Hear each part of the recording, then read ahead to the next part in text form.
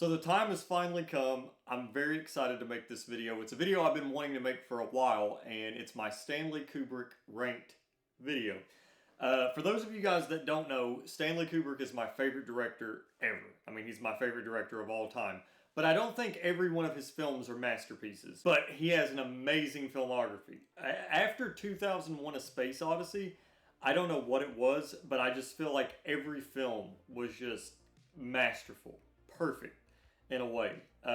But I'll talk about that a little bit later. Also, I have to have coffee because I'm really tired. Also, Pesadilla, my next film. Here are some posters for you guys to look at. I actually have something off camera right now. It's sitting right here. I can't show you. I haven't really showed anybody except for the cast and crew of the film because I want people to see it when the film actually comes out. I'm so excited. Our Indiegogo just closed. We will be doing a post-production Indiegogo probably around filming time, just so we can try to, rack up a few more funds for post-production, because I really want this film to be the best that I can make it. I'm very excited. This is a film I've been wanting to make for a long time. I know you guys are going to enjoy it. At least I hope so. But anyway, let's not waste any time. Let's talk about the baddest motherfucker on the planet. Well, he is Stanley Kubrick. Coming in at number 13, we have his first film, Fear and Desire. I don't really like this film at all. It's really short. Kubrick practically disowned it himself. I've seen a few comments where people will comment, how they can sort of see Kubrick's eye and sort of see, his masterful direction in this film, regardless of how good or bad people think it is. And I'm calling bullshit. I know that sounds harsh, and it still doesn't change the way that I feel about Kubrick. But this film, I could sit down, not know who the director was, and it just looks, like an old 50s, 40s movie, and quite a underwhelming one at that. I don't really understand where people see his eye for the camera or his directorial skills. I don't see it. I know that sounds harsh, but I feel comfortable saying that because, like I said, I love Stanley Kubrick. I just feel like Fear and Desire, it's just a miss. It's for a first-time effort, it's not bad. But compared to his other work, which is kind of an unfair comparison, I'm just not the biggest fan of it. Even with the film by itself, not really the biggest fan. But if you do love Stanley Kubrick, I would recommend watching it just to sort of see where he got his start. I'm not even putting all the blame on Kubrick for the film because I know how hard it can be to make a film. It does take everybody. It takes the actors, the actresses, the cinematographer. If you're working with a screenwriter on the project, you got to have a good script. There's a bunch of different factors that come into the production, and I just feel like not everything was there. Coming in at number 12, we have Killer's Kiss. This is a step up, but it's still, I'll just put it this way. I don't really care for Kubrick's first two films, Fear and Desire and Killer's Kiss. I will say Killer's Kiss did grab my attention more so than Fear and Desire, and I really do enjoy the climax of Killer's Kiss, especially with the mannequins and the axe. It's a bit iconic, and I like it. This was, I believe, funded from, I think it was his uncle who worked in pharmaceuticals, if I'm correct. And I believe this had a budget for $70,000, either at the time or in general. And I think Fear and Desire had, I think it was $30,000. So he moved up in budget, and it shows. It is a better film. I still don't enjoy it. It's not something that I would sit down and watch, I feel like chilling out. I'm going to watch Killer's Kiss. But if I was doing a retrospective of Stanley Kubrick's filmography, then of course I would definitely check it out. You would have to. But I do believe that this is the film where we get to sort of see Kubrick's cinematic eye, and we get to sort of see, especially with the alleyway shots, and you get to sort of feel sort of the atmosphere and the vibe, I guess you could say, of what Kubrick was going for. You could feel it a lot more in Killer's Kiss than you could in Fear and Desire. Hopefully I don't start stuttering in this fucking video. Coming in at number 11, and I would argue this is a Kubrick film, but this is a director for hire type of gig.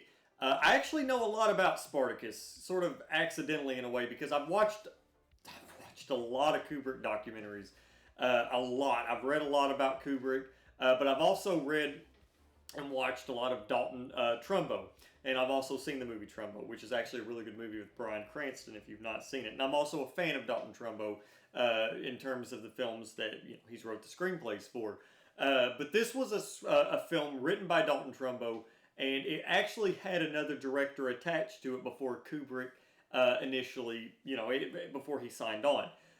This is, it is a Kubrick film. He did direct it, but I will say it's not really.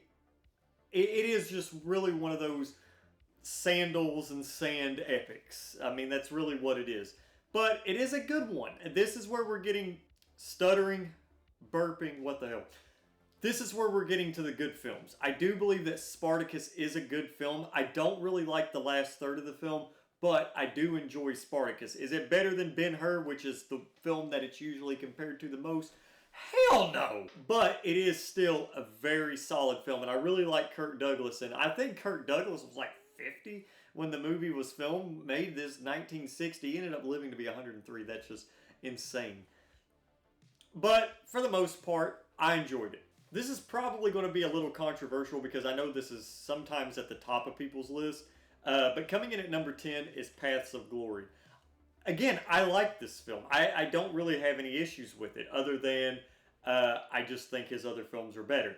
I do believe that this film is better than Spartacus, and it's also got Kirk Douglas in it, and this is the film that Stanley Kubrick would meet his wife, and she's at the end of it, and she's singing Chastine Kubrick, and it's a beautiful, beautiful scene, and I just think that I do believe it's a very personal film to Kubrick. Maybe not at the time, but I do believe as time progresses, just because of that ending. It is a beautiful, beautiful film. It is a very unconventional type of war film. And when I say stuff about, it being personal to him, I'm not speaking for him.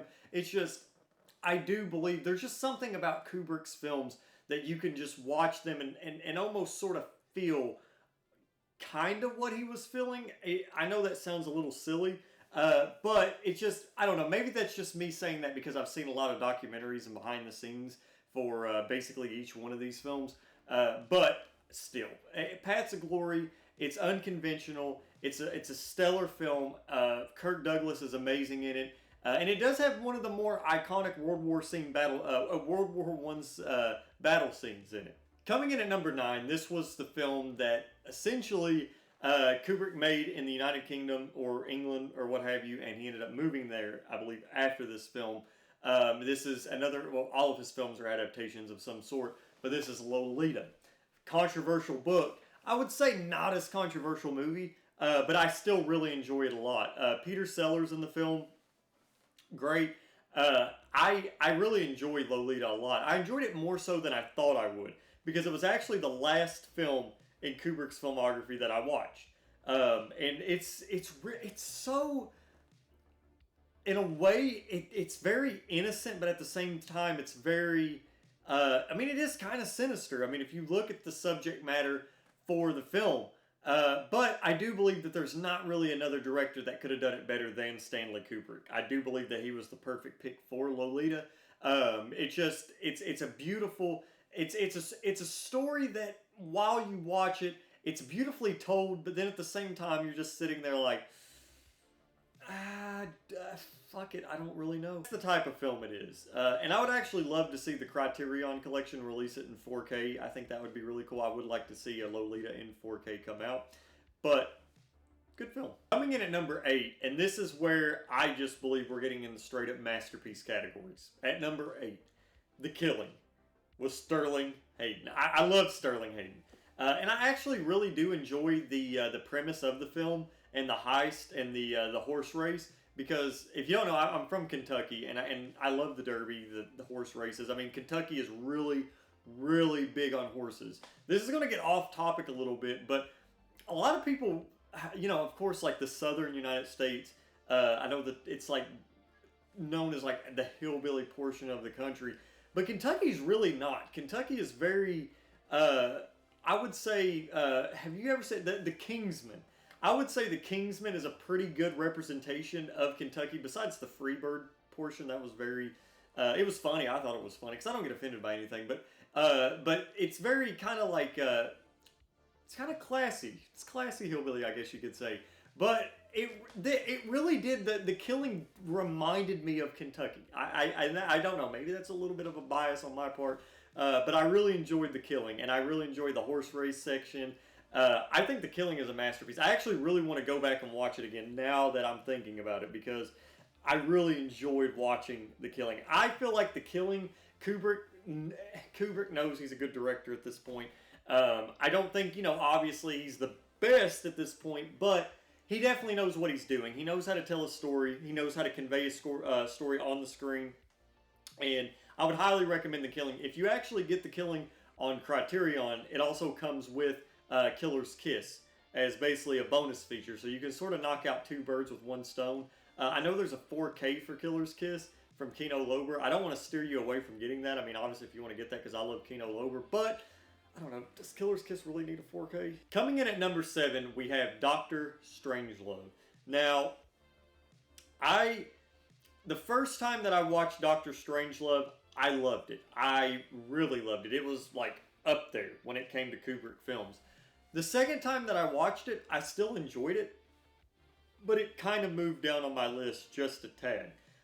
It's a very controversial comedy set during the Cold War. It has some of the most memorable lines that you can, in a film. Sterling Hayden is in it, Peter Sellers. I enjoy it a lot, and I think I really do think that it sort of shows cynical Kubrick in a way. It really does sort of show. I do believe that it was the start of this looks like a Kubrick film. Films that came before, they kind of just look like films. You know what I'm saying. There's some films, like especially from a director, especially when a director finds their style, you can sort of just look at the image and know that it's from that director. And I do believe that's Dr. Strangelove is sort of where that comes from, for Kubrick anyway. You can also get it on Criterion. I don't have the 4K, but I do have the Criterion edition. I also have another, some edition. I'm not exactly sure. It's a Blu-ray edition. It's not the Criterion edition. But yeah, and also if you didn't notice, I filmed this video in 1:6:6:1 aspect ratio, which is the European aspect ratio that Kubrick filmed, I believe, Dr. Strangelove, Barry Lyndon, Clockwork Orange. And I'm not sure if he did it with Lolita or not. I think maybe. I'm not sure. But yeah, I just thought I would tell you guys. I think it's cool. Now we're getting into the top 6. Now remember whenever I said earlier in the video that I believe that after 2001 A Space Odyssey, there was just something that clicked. And Kubrick just started producing these masterpieces. I mean, these very, very iconic, these very inspirational films.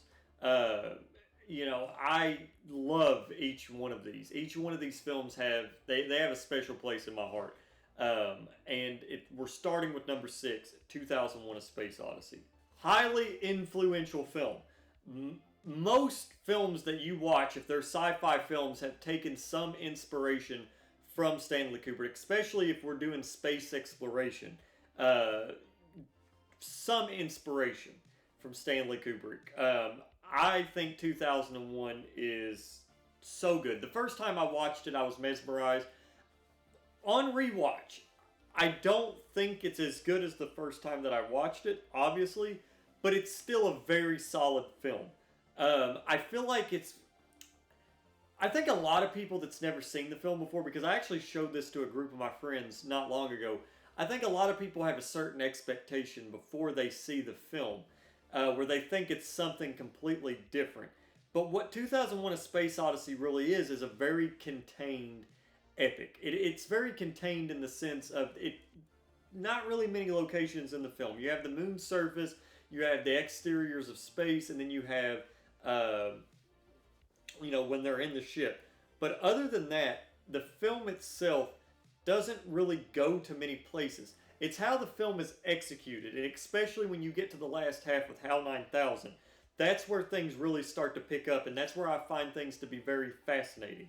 Um, you know, I think it helps to know, in a way, the status quo of 2001, like before you go, like, because I feel like it is one of those films where you would think on a rewatch it would be better, but I knew what I was getting myself into before I watched the film, because I did do a little bit of research before I watched it. This was a little bit ago, so I knew it was going to be a slower paced film. Granted, I didn't know exactly how slow paced it would be, but it still met my expectations. I feel like a lot of people that's never seen the film, especially nowadays, sort of expect something like Interstellar or what have you, which not really, but oh yeah, and I forgot the Dawn of Man sequence. It's a very smart intellectual film, but I really enjoy it a lot. And for its time, the technical aspects, I mean, golly, just nothing short of amazing. And it's my number 6, which I feel like a lot of people would have it at their number 1. I have it at my number 6. Coming in at number 5, we have Stanley Kubrick's final film, Eyes Wide Shut. Now, I don't think this film gets enough credit. I really don't. I don't think this film gets enough credit. I enjoyed this film actually on a rewatch more than I did the first time watching it. I think Eyes Wide Shut is fantastic. I feel like it's got a deeper meaning that people could not even understand, because I mean that in the sense of just even people that are fans of Kubrick. I feel like I don't even understand the film, because I feel like Kubrick made this film for a reason. He said it was his greatest contribution to cinema, and a lot of people would argue that because he's got better films. But I think what Eyes Wide Shut does is it feels like it's got a lot at stake. Even watching Tom Cruise just walk down the streets of New York or London, you know, on the film set, I feel like anything could happen at any time. And in a weird way, I felt that more so on the rewatch, even though I had seen the film before. It's smart, it's clever, it's something I don't want to say too much about it, because I do feel like it is worth your time. I do feel like it's worth watching, and I would go into it blind, as little as knowing as little as possible, and then when you get done with it, watch a documentary of sorts or watch a behind the scenes. There's actually a really good one on YouTube that I've seen twice, and it's very, very good. Plus, I feel like Tom Cruise and Nicole Kidman were perfect casting. Coming in at number 4, we have Full Metal Jacket. Now, I like the first half of this film more than the second half. I think a lot of people do, but I still think the second half is still very good. But I will say this, if the second half was on the same level as the first half, I think it would be my favorite film ever made. Seriously, I really do, because my number 1 Kubrick film on this list is my second favorite film ever made, behind, Texas Chainsaw Massacre. But I really, and my second Kubrick film on this list is, I think, my 4th favorite film of all time. So yeah, but I do believe that if the second half of this film was on par with the first, which the second half is still really good, it would be my favorite film ever made. The first 45 minutes of this film, just by itself, is a masterpiece. It's probably, in my opinion, some of the best stuff that cinema has to offer, if not the best. Especially with Private Joker. You know, Matthew Modine, Vincent D'Onofrio, R. Lee Ermey, stellar cast.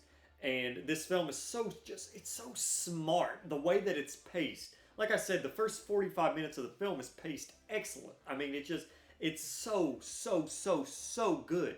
And there's some interesting behind the scenes for Full Metal Jacket as well, but I'm assuming you guys have already seen it. I feel like it is, besides The Shining, probably the most mainstream Kubrick film, but still very, very good fucking film. Coming in at number 3, we have The Shining. I've watched stuff about Stanley Kubrick and Stephen King, and how Stephen King does not really like The Shining. I personally love The Shining, and I have actually seen the 90s sort of mini-series for The Shining, which is still good, but come on. I mean, it's Kubrick. I mean, this is Kubrick we're talking about here. I know I'm probably sounding like a Kubrick fanboy, but I can't help it. I really enjoy his films. I will say this about The Shining. I don't think it's as clever as a lot of people say it is. It is clever, but there are so many, especially if you've ever seen The Room. I think it's 237 or whatever. It's a documentary. there's so many different underlying themes that people assume from the narrative, and it's not necessarily like that, I don't think.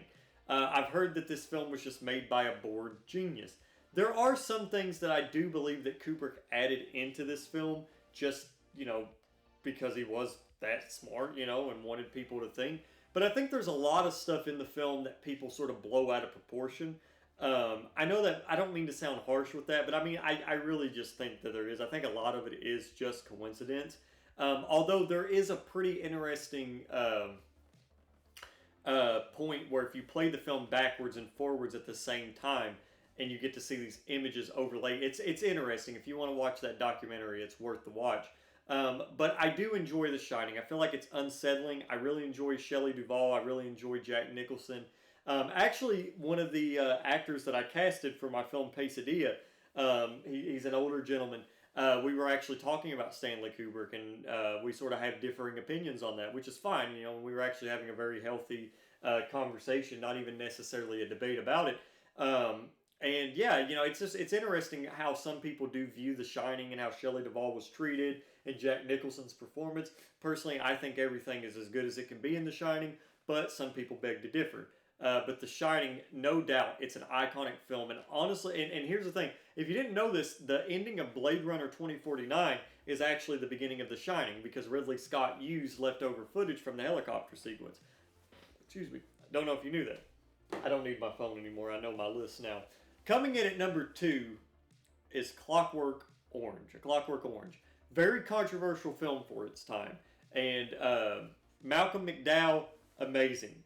Stanley Kubrick, I believe, was inspired to cast Malcolm McDowell after he saw the film It. And then there's also Oh Lucky Man. And I forget what the third film was. I actually just bought it on Blu-ray. But Malcolm McDowell, I think, is a stellar actor. I think it's funny. He works a lot with Rob Zombie now.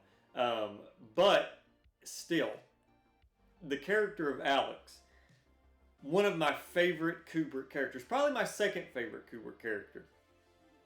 And the film itself is very, like I said, it is one of those films that's paced really well. There's just something about Kubrick films and how they're paced, especially from A Clockwork Orange and up. I really enjoy A Clockwork Orange. I mean, I like to put in the 4K and just watch like the first 20 minutes sometimes when I'm having a snack or something, or I just feel like chilling out.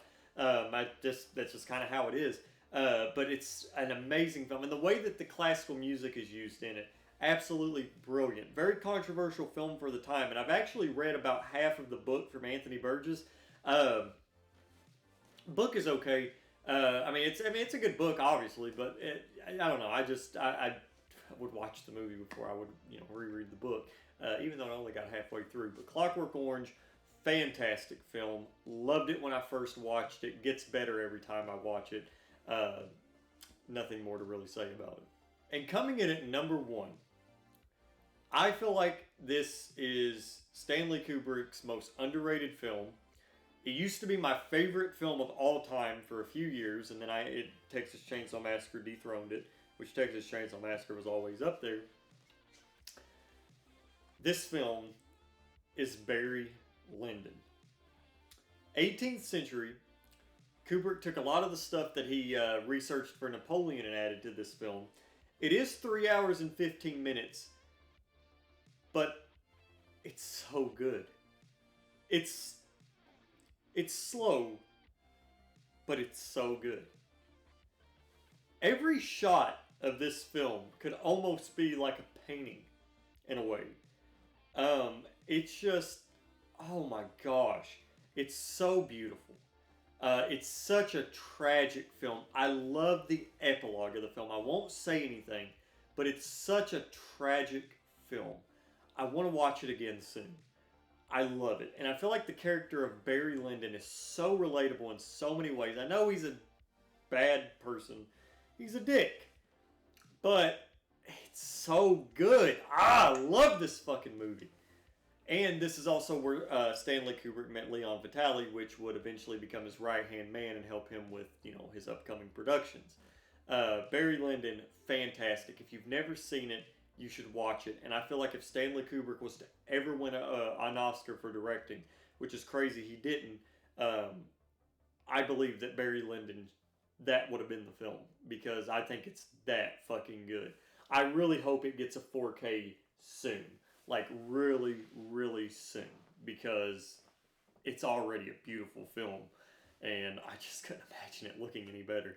But anyway, guys, I hope you enjoyed this video. If you did, leave a thumbs up and maybe subscribe. I've had a lot of fun talking about Stanley Kubrick. What ranking would you guys like to see next?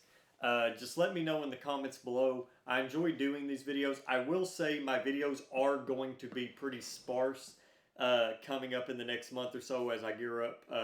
We're still in pre-production as production nears. And especially in July, I probably will only have one video out in July. But I'm still very excited about this. Cannot wait for you guys to watch Pesadilla. But let me know what ranking you would like to see me do next. It's important because I can go ahead and start watching a filmography, or some films that I maybe not have seen. But just list a director, and maybe I can get to it soon. I'm also going to be doing an Andrei Zulawski ranked, probably around August time. I'm very excited to do that. But anyway, guys, I hope you enjoyed this video. If you did, leave a thumbs up and maybe subscribe. Also, let me know what your favorite Kubrick film is down in the comments below. Maybe even do a personal ranked for yourself. And I'll see you guys next time.